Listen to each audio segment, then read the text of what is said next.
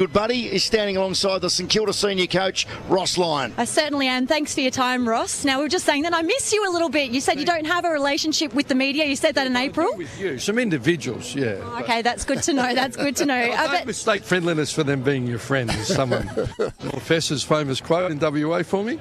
Well, I noticed your press conferences. We love watching them, but they have changed a little bit the last fortnight. You've warmed up again. You're back to being cuddly. Oh, have they? Yeah, I tape it off a little bit. I was a bit flat, but yeah, regression to the mean. Regression to the mean. All right, one last one from me. I just wanted to ask, today's a really good chance to frank your form and see where you're at. This is another finals aspirant out here today. You've got the home deck. There's a lot to gain from today. Yeah, no doubt. There's a lot on the line. As you see all the games around the league, everything, you're running out of time and opportunity. So they're a very good football team. They're very similar to us in that they've performed very well, and some tight ones just haven't gone their way. They could easily have another 2 or 3 wins. And they've got some real people that shift the dial, like Horn Francis, Butters, George Yardy's at one end, and Alastair. So we're under the old one, no illusions. We know where we're walking into. It's going to be fierce. But in saying that, just on the Corrie end right then, we feel like we turn up because it's a real anxious period. But we've got a bit of trust in the group that we're here and we have a big go. And bar one half probably, we've been very consistent and we're improving our footy. Ross, you mentioned Corey N, right? Sam McClure says he's now the favourite for the coaching role at Carlton. Has Corey spoken to Carlton and has he discussed it with you? Well, he just said, I'm doomed then, aren't I? Sam's running with it. Like, if I'm a 50-50 bit, it's all over, because he does wear the Carlton scarf, Sam. But we talk openly. Boris, all disclosure on meeting, and I said, mate, I'll drive you there, you know that. So I'm really supportive, created a lot of opportunity at the Saints, which we want to do for all of our people, and see assistants become senior coaches. He's playing record. He's right up there at a great club, and he's a great player. He carries himself very well, great family man, Renee and his kids. So, yeah, I'm fully supportive, but his ability to stay focused here and work with us has been really strong as well. So, look, if it goes his way, there'd be no one more thrilled, but obviously we've got a job to do today. So, yeah, I don't know what he's down to, but, yeah, I mean, Graham Wright, I think from the outside, I think he'll look for the next McRae, really, and so he should. That's great.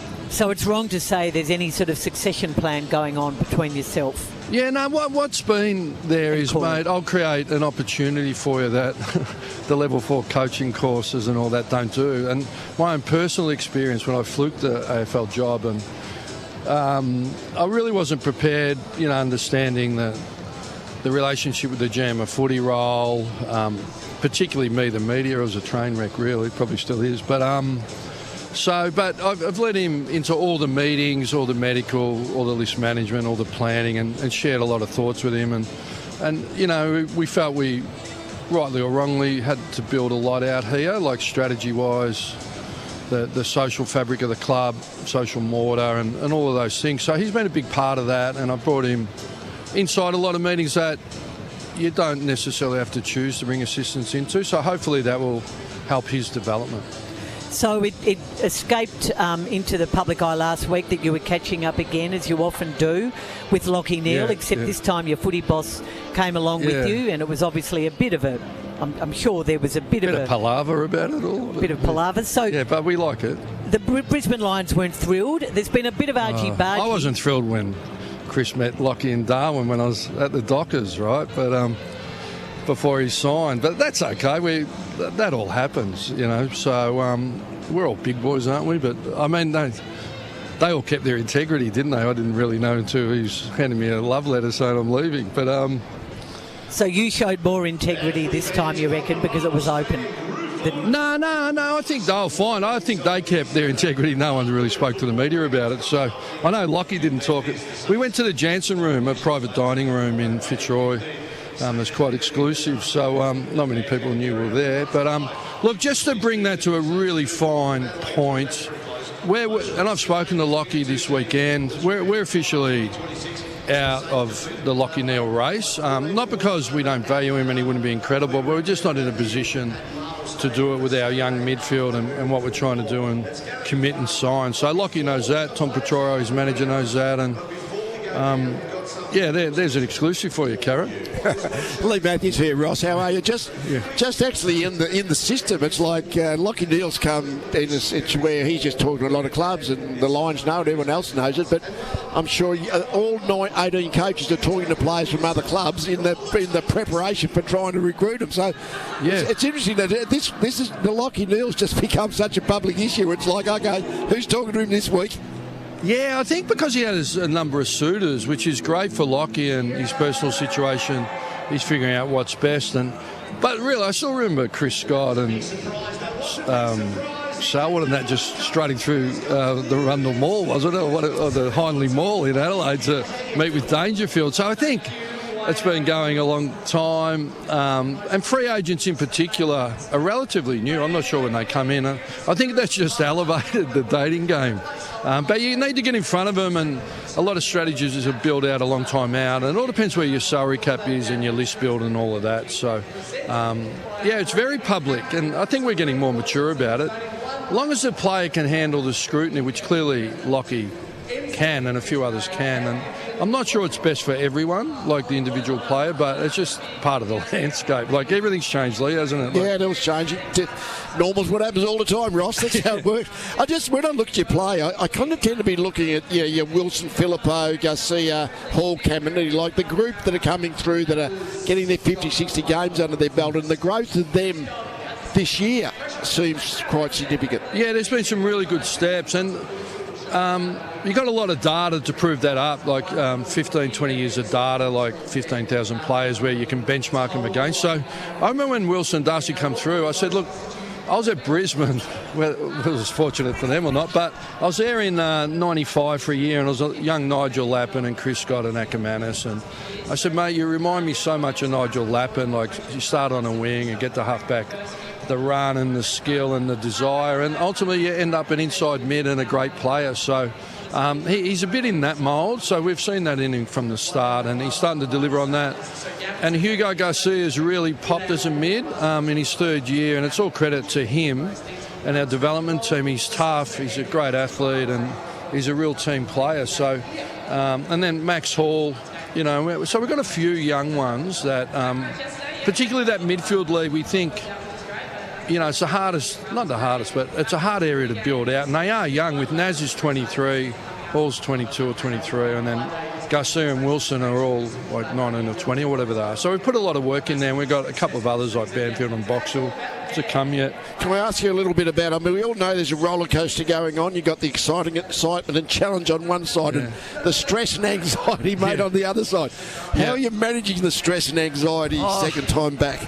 Yeah, it's interestingly, isn't it? It never leaves you that anxiety, and that old one, pressure's a privilege, isn't it? So you've got to flip the script on it a bit, and the anxiety, if you don't have it, well, you're not fair income and you're not taking your job seriously. So you've got to take it to experience the thrill of a victory and then the devastation of defeat. And when we're in the now and we want to win, 7-9's not where we want to be, but when we dive deeper, we know there's been huge improvement in lots of areas. So you're under a lot of scrutiny, and sometimes you get a bit disappointed when things are misconstrued or whatever, but there's just so many things coming at you, and there's a few really high performers in the media that have elevated it, and people are trying to keep up with that, and I think it's just got a really intense environment.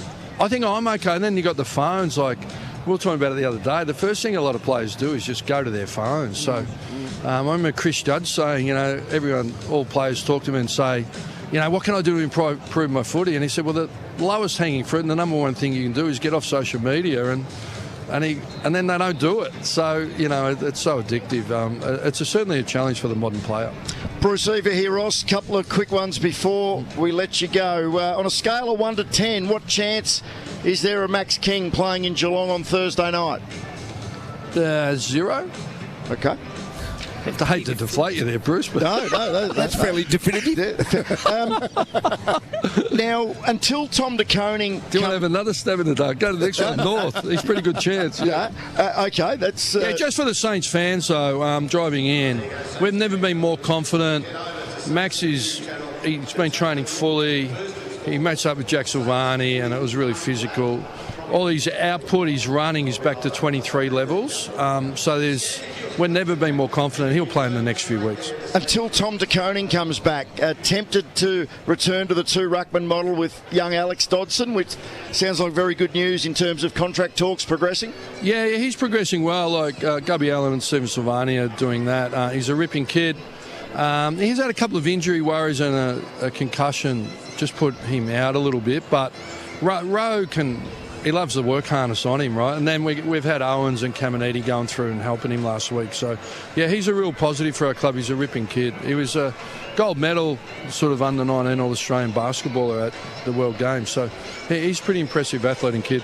And as we let you go, as the club put in their fixture requests yet for next year, are you involved in that process? And I'd imagine trying to avoid a heavy travel schedule in the first half of the year might be at the top of the list. Well, that'd be nice. There's always commercial considerations, which Carl does, and then football considerations, which I didn't really dive into. You take it as a given that they're really trying to put football first. But it was a really tough schedule, as the year before was. This is our first double up today. When you look around the league, there's some interesting double ups for different clubs. So yeah, we performed well on the road, but it was quite a taxing schedule. As I said a couple of weeks ago, I think we travelled 6 times, and that was as much at the same round as any other interstate club, it was just interesting in itself. So look, we'll push, but the AFL did give us a real great opportunity against Collingwood round 0. So I think there's always a trade-off, but you never get exactly what you want. But I leave that to Andrew Bassett and Carl Moore, to be honest. So I've got enough on my plate, really. But can we listen to what Sonia Hood said about her coach, Alastair Clarkson? We're 3.5 years into a 5-year contract. Yep. So as far as I'm concerned, Clarko has an 18-month contract to run. I am not discussing the renewal or anything else of a contract 3.5 years into it. It feels to me like there are 3 clubs who are actually actively out in the market looking for coaches. So I feel the coaching discussion should be there, not with us at 3.5 years into a 5-year deal. That feels like stability. Little bit defensive, Sonia Hood on 3AW pre-game last night. As I said, North performed pretty well last night. I mean, really disappointing that the captain couldn't kick straight. Probably would have won if he had. They still can't quite find a way to win North Melbourne, some of these games. Others they have. And they're now sort of even and still struggling to get themselves into the wildcard repechage games, which hopefully they will. Let's go forward 12 months. If Essendon, who are the ones stuck down the bottom, can't win a game, if they're 8-8 after 16 rounds next year, won't we all be saying that's terrific progress? And you've got to remember, North Melbourne were stuck down the bottom for a few years. And when you're stuck down the bottom for a few years, I think they actually are on the up. They've made their way from the easy beats down in the bottom 4 in a way to round the middle list, round the middle of the list. And so I think they are making progress, North Melbourne. So that's the bottom line. They to me are a team on the up. I'd be surprised. My view is that Alastair Clarkson will coach out his contract. I wasn't so sure at the start of this year, depending on how things went. Obviously, a payout would be very costly, particularly for a club like North. I was wrong. He'll be there next year. Will he be there beyond next year is probably far less likely in my view, Bruce. Well, that's where I sometimes look at contracts and think of games left rather than years. Like Sonia says, a year and a half. It's not really. Take finals out of the equation.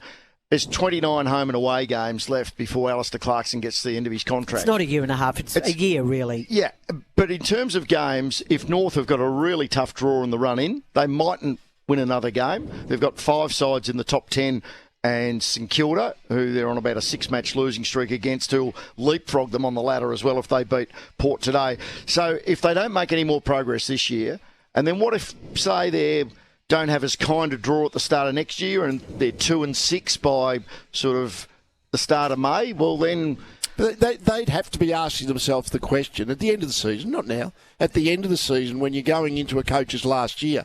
That's when clubs have to make a choice. Do we see out the year?